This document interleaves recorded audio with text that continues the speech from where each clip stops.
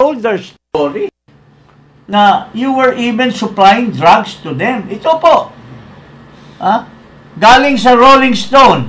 Ito, basahin natin yung Rolling Stone, si Keith Richards, a very famous band. Keith Richards, remember son of an overthrow dictator from the Philippines in an interview with Enemy. Enemy is a magazine.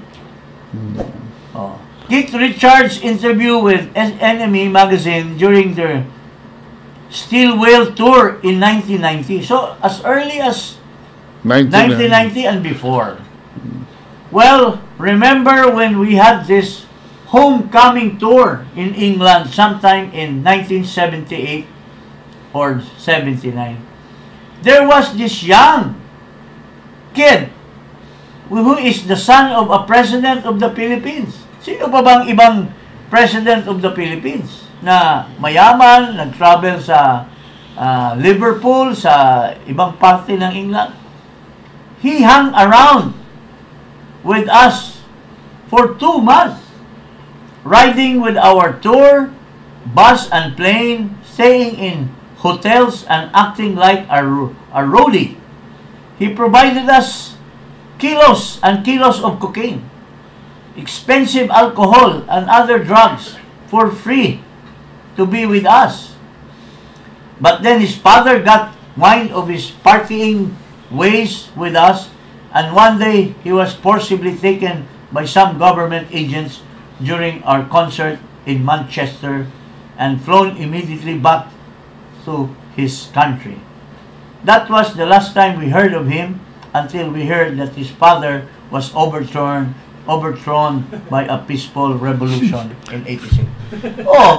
Yung mga tao na walang kinalaman sa ating politika, disinterested party, nagsasalita. Hindi ka lang user, kundi supplier pa. Hindi lang cocaine, pagkain din, binibigay mo. Kaninong pera yon? Pera ng gobyerno. Hindi lang ngayon na nilulustay mo ang pera ng bayan by traveling. Even then, mga kababayan, nung kanyang tatay ay nagdeklara ng martial law, ay naglulustay na ng pera. Binibigyan yung mga mayayaman na tulad ng Rolling Stone. Paring ano. Pakinggan natin ulit si Nicky Cositeng, who was there, who was a witness. Contemporary nila yan. Kaya na, mga kababayan, hindi na kailangan yung hearing na yan. Alam na ng taong bayan. Kaya, ang hinihikayat ni Paring Ado at marami pang taong bayan, para you will unite the country, once and for all, you will be able to retain and increase your trust rating, magpa-drug test po kayo, sir. Yung totoo. Yung totoong drug test, hindi yung antigen. Yung equivalent ng RT-PCR para malaman kung talaga bang wala ka talagang drug usage. So, ito po. Si Ginang Cositeng. Anong sinasabi ni Ginang Cositeng? Yung kanyang husband, ang contemporary. Si Bing Magpayo. Sinasabi nito ni Cositeng na... Kilala ko si Bing dahil sambeda kami.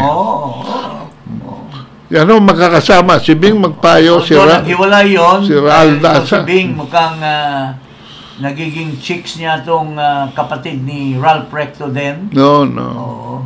So, kilala na. Alam mo pare, just ask me anything. I will tell you what happened in the past. Alam natin lahat yan. Ito, si Cositeng, anong sinasabi? I remember Mr. Marcos as candidate today, before. It never worked. All they did was go to the disco. They were always high on drugs. And I know them. They're the very same people supporting him today. But I don't condemn them. That's their life. They have all the money. They have all the resources. They don't have to drag their feet and work and show people, even to pretend, People who know him are saying the same thing. and so many others. In fact, yung source ni Morales, hindi lang namin muna sabihin ngayon, kilala na natin kung sino yung mga tao, 2 tao na isang very prominent dating politician, yung isa pamangkin ng isang artista. So, yun ang source. Pero, hindi pa natin muna ililibot. Pero, hindi lamang si Nicky Cositeng, paring Ado, ang nagsasalita. Ito. You will not believe, it's the former president saying the same thing about Marcos into drugs. Ito, pakinggan natin. There's even a presidential candidate na nag-cocaine. Yung mga mayaman sa Davao, ari ng lahat ng banana, ang distribution, yung nagsuside yung anak. May kandidato tayo na nagko-cocaine yan. Yung mga anak ng mga mayaman. Kaya ako nagtaka ako, anong nagawa yung tao niya? I'm just asking. What contribution has he made pala sa Pilipinas? Yan lang, gusto ko lang tanongin ng ano.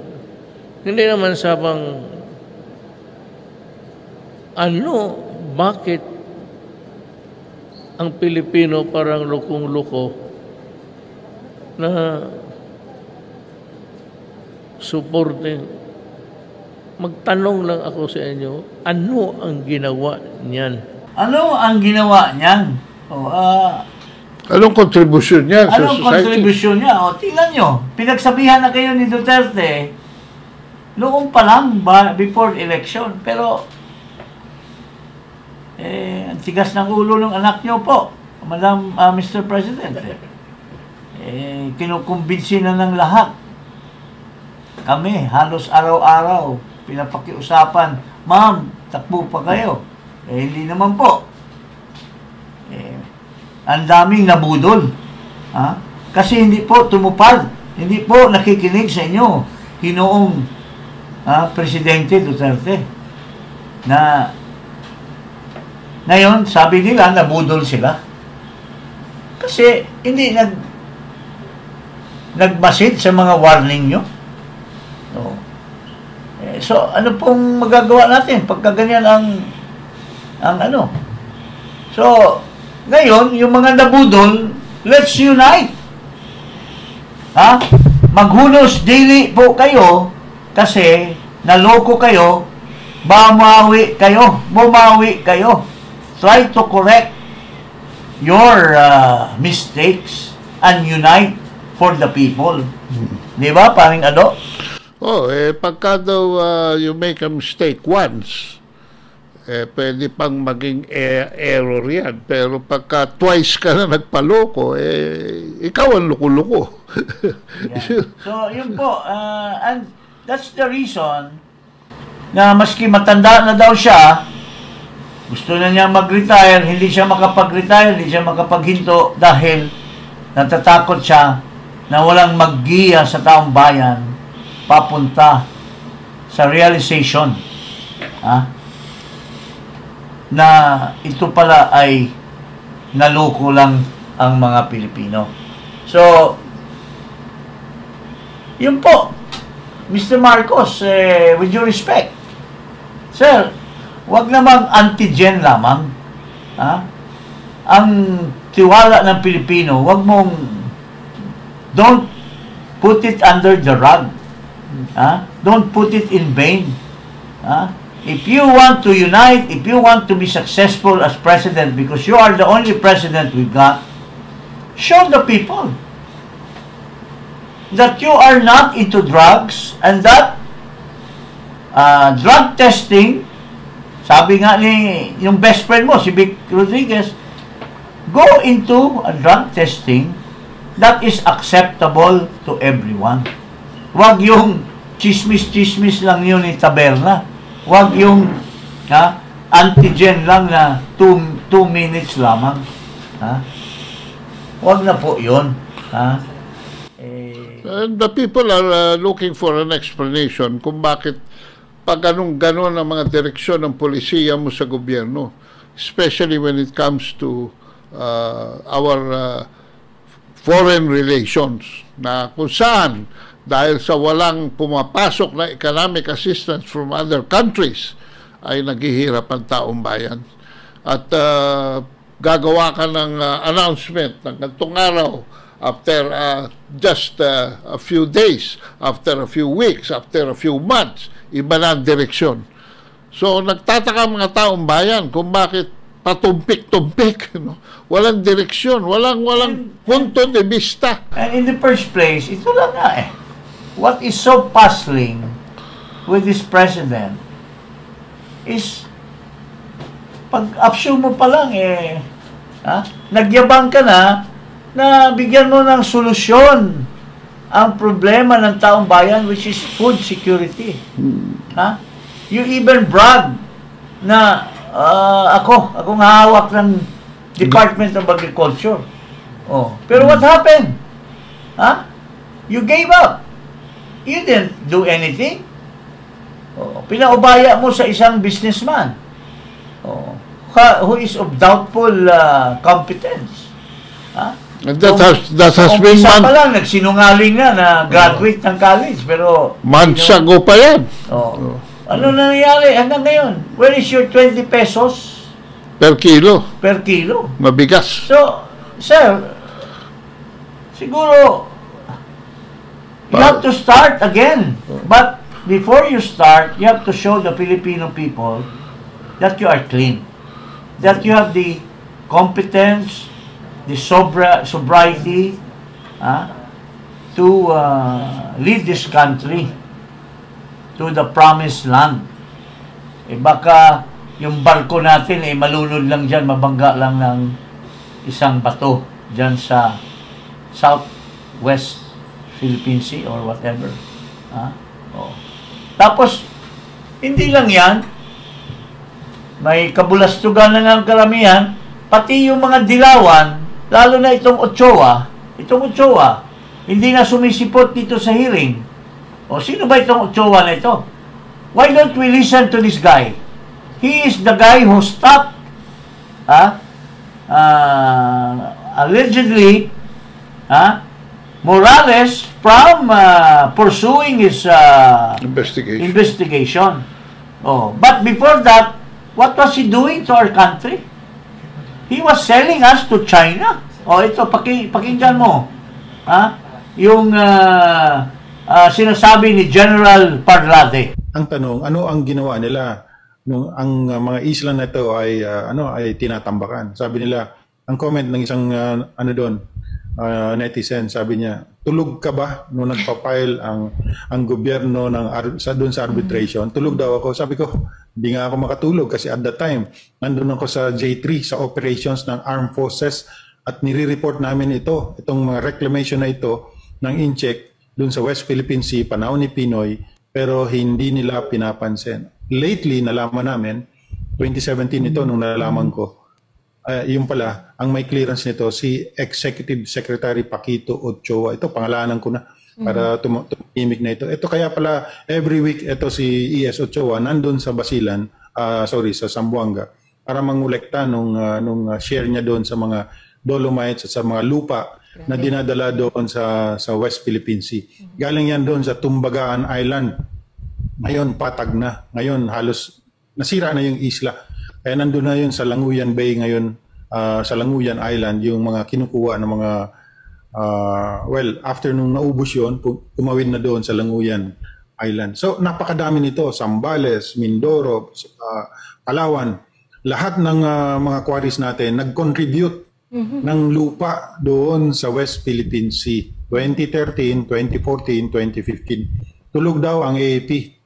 Kaya nangyari yun. General Alam Parlade, ko, before Yeah. po tayo sa ating final message, ibig sabihin po ba nito, yung sinasabi kasi ng Aquino administration, isa itong kanilang legasiya, itong pagkapanalo natin sa arbitral ruling na itong sa West Philippine Sea, mukhang sa kwento niyo po, sila ang mukhang nagpalala pala ng sitwasyon po doon.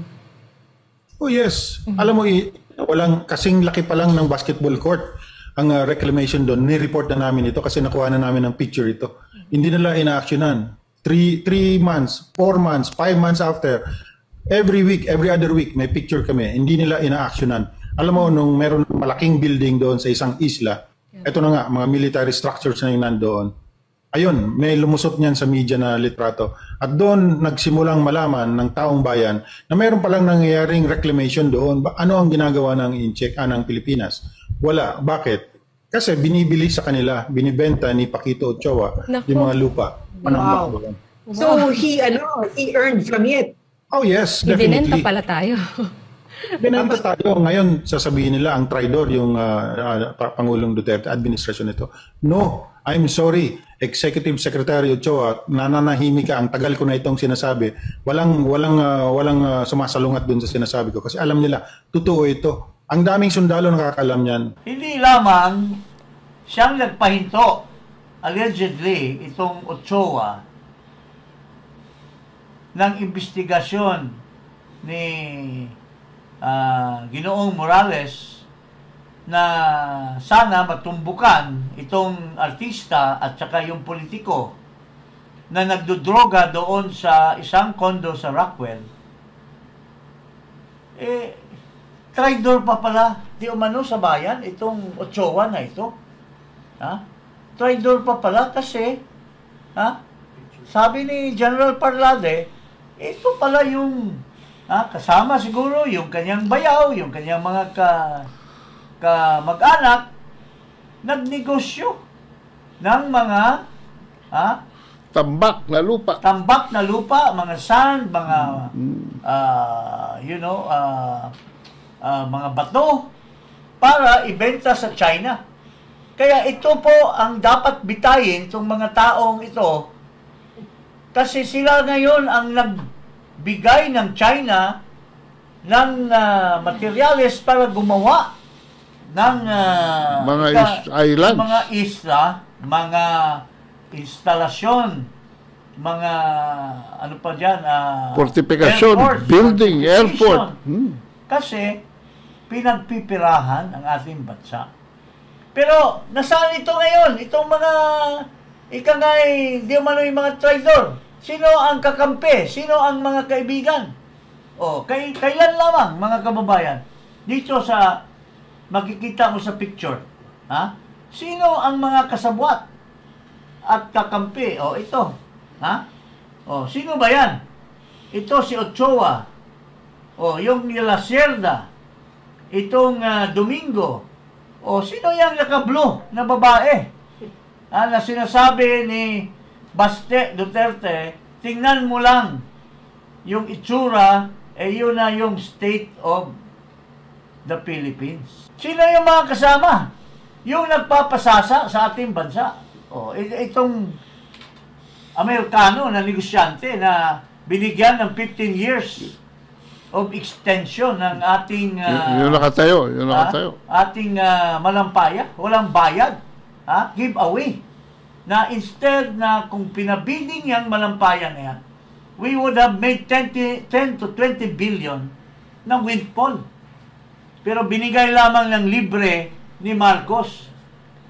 Kasi campaign donor. Di umano. Tingnan mo. All along. Itong mga tao nag-traidor sa bayan, di umano. Pero sino ang backer? Sino ang backer? Yung asawa. Naka-blue. Kaya ganun po ang Dark blue. ang lagim na nangyayari sa ating bansa ngayon, mga kababayan. So, paring Ado, kita na natin bakit naging lagim ang ating sitwasyon ngayon. Sino nagsasabwatan? Kaya mga kabansa, Dahil yung nagbibenta ng mga dilawan, nagbibenta ng mga lupa sa China, are not even made to suffer for their betrayal of our country. Walang accountability. Walang, And who is the one defending them now? Who is the one giving them now the wherewithal? Yung mga kamag-anak, inappoint pa sa housing. Inappoint pa somewhere else. Tapos ngayon, gusto pa nitong mga dilawan na ito na Tumaydor de Mano sa bayan ay magiging secretary pa daw yung kanilang amo na si Robredo sa Department of Education. by the way, That will be the most dark situation of the country if this will be happening to us, my dear friend. ang kakapal, mag-demonstration pa raw sa Plaza Lawton, asking for the resignation of the... So, tayo mga kababayan, lalo na nananawagan po ako sa mga Duterte, DDS.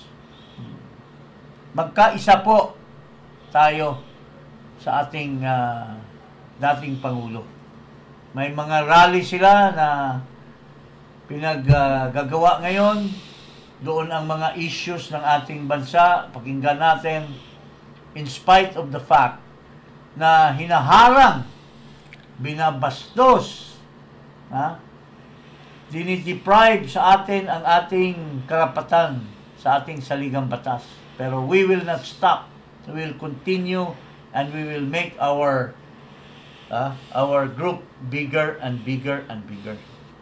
At ito pa, itong ating mga kaibigan, mga sundalo, nagsasalita na po. Kasi yung kanilang kaibigan, kanilang kasama, ay ginagawa ngayon na fall guy dito sa West Philippine Sea. Si Admiral Albert Carlos. Yeah. Na nawawala ngayon at hindi pinapasalita. Abangan ang susunod na kabanata. Abangan ang susunod para sa ating bansa. Maginindigan tayong lahat, mga kababayan. Huwag kalimutan mag-subscribe dito sa Iparas kay Paras at i-click ang notification bell. Mag-subscribe din po sa aking YouTube channel at Ado Paglinawan. Secretary, Magandang hapon, Iparas kay Paras.